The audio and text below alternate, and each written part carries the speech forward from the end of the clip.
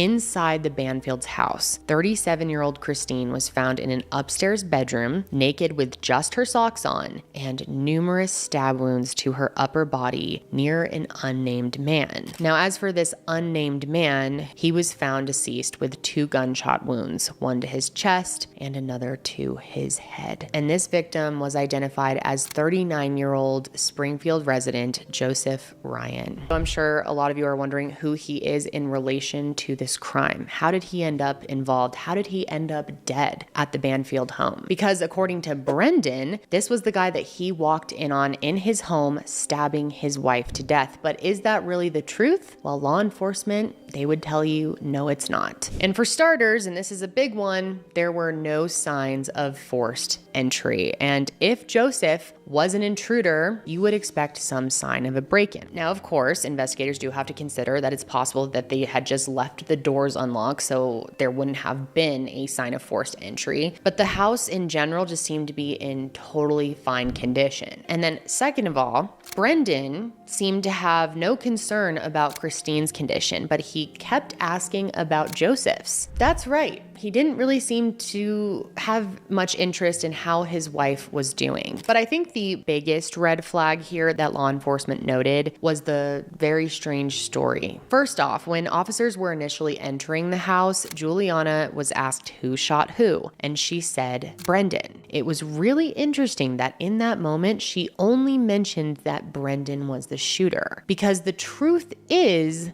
they both shot Joseph.